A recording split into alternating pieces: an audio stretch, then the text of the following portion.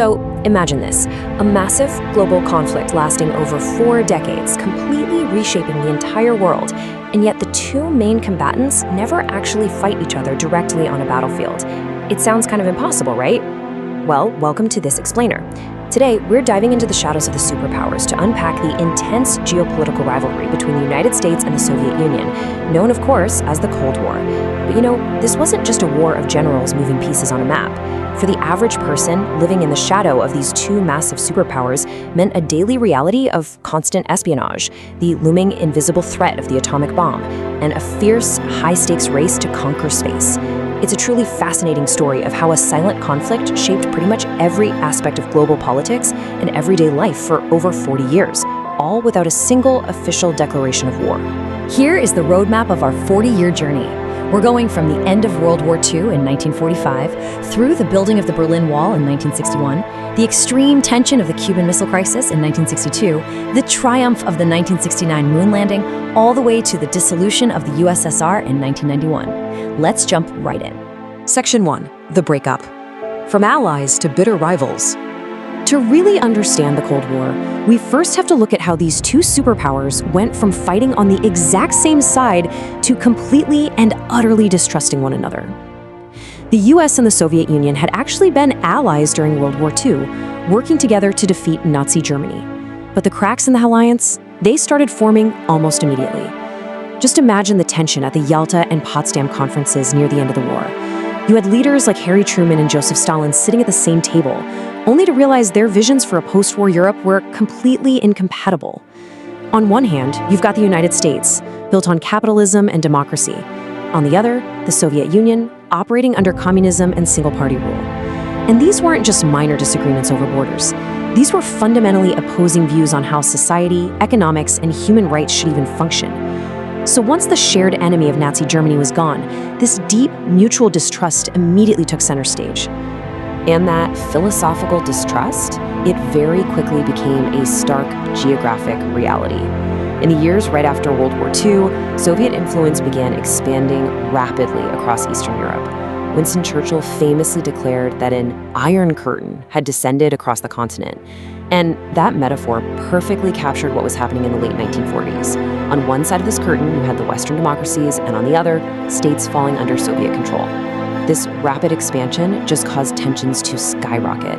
In fact, historians point to this exact period as the official start of the Cold War, a decades-long standoff where, astonishingly, these two superpowers would never officially declare war on each other, yet they battle fiercely for global dominance.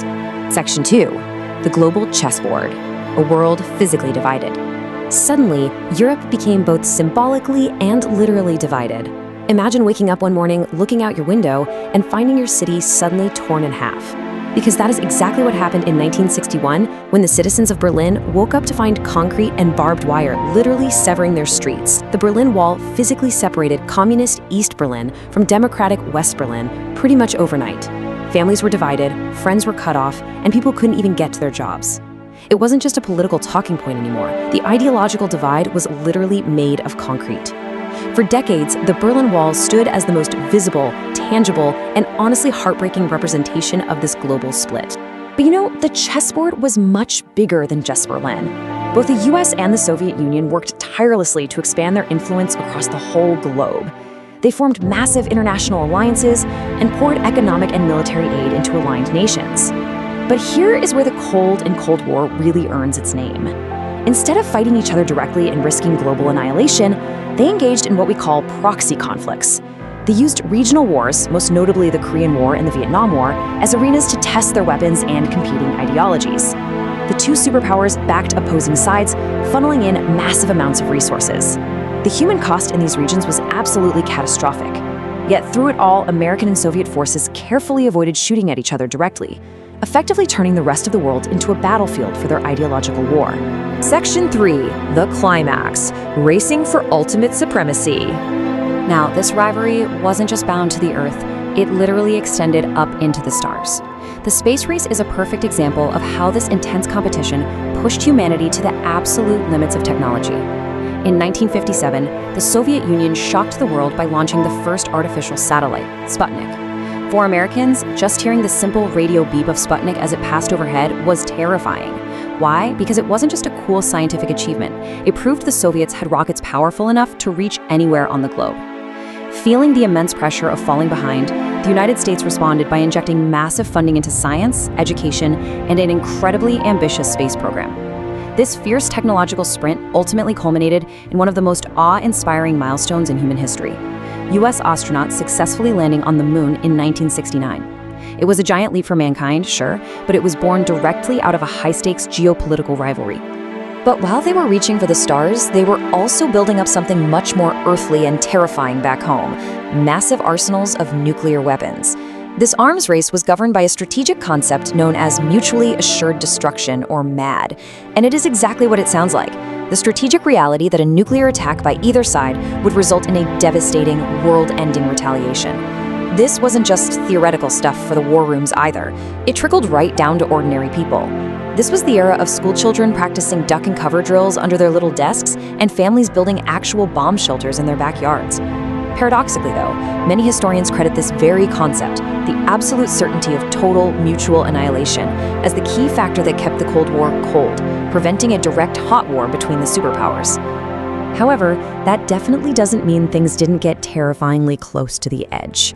Tensions fluctuated wildly over the decades, and the absolute peak of this danger arrived in 1962 with the Cuban Missile Crisis. For 13 agonizing days, the entire world completely held its breath.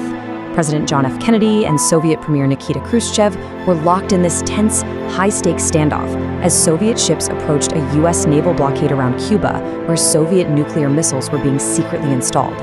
For those 13 days, mutually assured destruction almost went from a strategic theory to a devastating reality. It was a stark, chilling reminder of the incredibly thin knife's edge the world was balancing on. Section 4, the resolution, the thaw, and the peaceful end. Now, it's so important to remember that the Cold War wasn't just a straight line of constant escalating panic. There were actually vital periods of diplomatic cooling and eased tension, a concept historians refer to as détente. But what did détente actually look like in practice? Well, it meant opening up lines of communication. It led to the establishment of the famous Moscow-Washington hotline, often pictured as that big red telephone, so leaders could speak directly to each other during a crisis. It also led to the signing of crucial arms limitation treaties. These periods of thaw were absolutely essential in managing the rivalry, setting up diplomatic guardrails, and repeatedly pulling the world back from the brink of total conflict. And that gradual thawing over the decades ultimately paved the way for a monumental breakthrough in the late 1980s. Driven by huge political and economic changes within the Soviet Union, combined with just undeniable pressure from Eastern European nations wanting their independence, the impossible happened. In 1989, the Berlin Wall fell. And incredibly, this massive historical event was largely triggered by a botched press conference. A relatively minor East German official mistakenly announced on live television that the borders to the west were open immediately. Crowds instantly surged to the wall, totally overwhelming the guards. The physical symbol of global division was suddenly being torn down by regular people celebrating their independence. It was this energetic, triumphant moment that really humanized history and signaled the beginning of the end. The momentum from the fall of the wall proved absolutely unstoppable. Just 2 years later, in 1991, the Soviet Union underwent complete dissolution. The internal economic and political pressures had finally reached their tipping point. The symbolic end of this whole era happened quietly on Christmas Day 1991, when the Soviet flag was lowered over the Kremlin for the very final time.